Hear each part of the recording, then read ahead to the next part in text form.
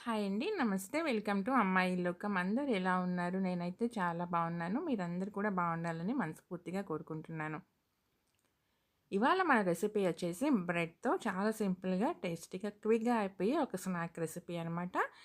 పిల్లలకి గానీ, పెద్దవాళ్ళకి గానీ చాలా బాగా నచ్చుతుందనమాట. ఈవినింగ్ టీ టైమ్ స్నాక్ కానీ, పిల్లలకి స్నాక్ బాక్స్‌లో గానీ చాలా టేస్టీగా ఉంటుంది. స్కిప్ చేయకుండా చూడండి ఎలా చేయాలో చూద్దాము. ఫస్ట్ వచ్చేసి 4 స్లైసులు బ్రెడ్ తీసుకున్నానండి. శాండ్విచ్ బ్రెడ్ అనమాట ఇది.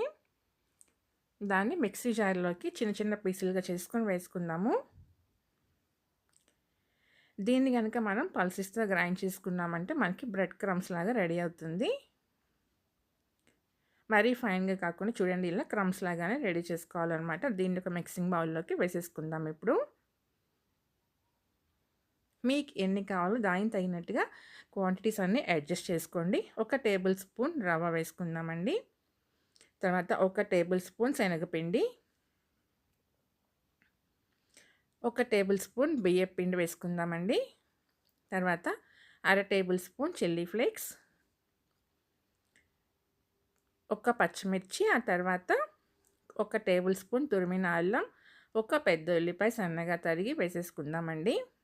తర్వాత ఒక మీడియం సైజ్ బంగాళదుంపని బాయిల్ చేసుకుని గ్రేట్ చేసుకున్నాం అనమాట. అప్పుడే మనకి సరిగ్గా మెదగనట్టుగా ఉండకుండా చక్కగా మంచిగా ఫైన్ పేస్ట్ లాగా వస్తుందనమాట. గ్రేట్ చేసుకున్నామంటే 2 టేబుల్ స్పూన్లు పచ్చి బఠానీలండి, రుచికి సరిపడినంత ఉప్పు, కొంచెం పసుపు, ఒక అర టేబుల్ స్పూన్ వాము,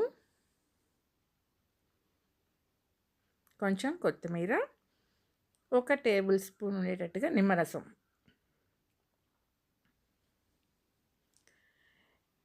ఇప్పుడు ఇవన్నీ మంచిగా మనం మిక్స్ చేసేసుకుందామండి. మిక్స్ చేసేసి దాన్ని ఒక 10-15 నిమిషాల పాటు అలానే వదిలేద్దాము.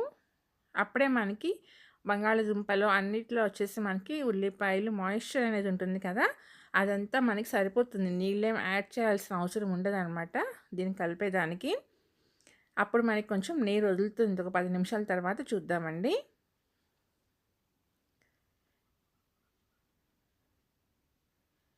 ఇప్పుడు మనం గట్టిగా పిసుకుతా కనుక మనం కలుపుకున్నామంటే ఇంక దీంట్లో మనం సపరేట్‌గా నీళ్ళైతే వేయాల్సిన అవసరం ఏమీ రాదు. ఒకవేళ కలిపిన తర్వాత కనుక మనకి డ్రైగా ఉంది అనిపిస్తే 1, 2 టేబుల్ స్పూన్లు మాత్రమే వేసుకోవాలండి. ఎక్కువ నీళ్ళు వేసుకోకుండా. చూడండి ఇది కొంచెం నాకు గట్టిగా వచ్చిందనమాట. ఒకే ఒక టేబుల్ స్పూన్ నీళ్ళైతే వేసానండి.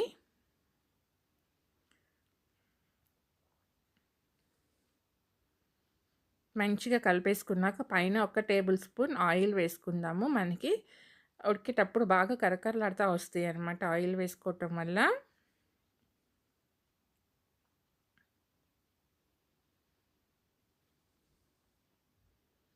ఇప్పుడొచ్చేసి మనం అంత పిండి కలుపుకున్నాం కదా, దీన్ని మనకి కావాల్సిన షేప్‌లో, సైజులో రెడీ చేసుకోవటమేనండి. నేనైతే ఈరోజు కట్లెట్ లాగా రెడీ చేశాను.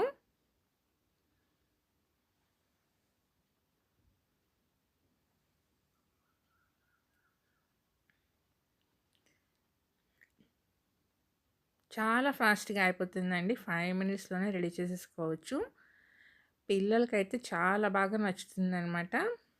చూడండి అన్నీ ఇలా రెడీ చేసి పెట్టుకున్నాక షాలో ఫ్రై చేస్తున్నామండి. మనమేం డీప్ ఫ్రై చేయట్లేదు. మీరు కావాలంటే డీప్ ఫ్రై కూడా చేసుకోవచ్చు. కడాయిలో కొంచెం ఆయిల్ వేసేసి మనం ఈరోజు షాలో ఫ్రై అయితే చేస్తున్నాము. చాలా అంటే చాలా టేస్టీగా ఉంటాయండి. తప్పకుండా ట్రై చేయండి.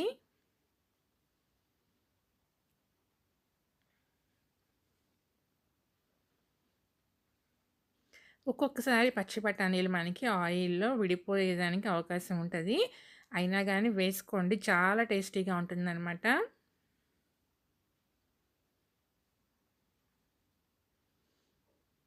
ఎక్కడన్నా ఎడ్జెస్‌లో ఉన్న బఠానీలు మాత్రం ఆయిల్‌లోకి వచ్చేస్తాయండి. కానీ మిగతా బఠానీలు తినేటప్పుడు చాలా బావుంటుంది.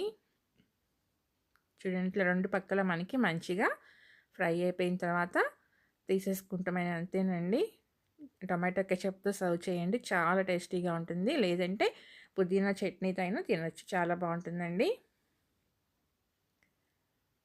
పైకి చాలా కరకరలాడుతా లోపల సాఫ్ట్‌గా క్విక్‌గా అయిపోయే స్నాక్ రెసిపీ రెడీ అయిపోయింది. తప్పకుండా ట్రై చేయండి. మీకు ఎలా వచ్చిందో నాకైతే కామెంట్ చేయండి. అలానే ఫస్ట్ టైం చూస్తున్నారా? తప్పకుండా సబ్స్క్రైబ్ చేసుకొని చూడండి. లైక్ ఇచ్చేయండి. మీ ఫ్రెండ్స్‌కి, ఫ్యామిలీ మెంబర్స్‌కి షేర్ చేయండి.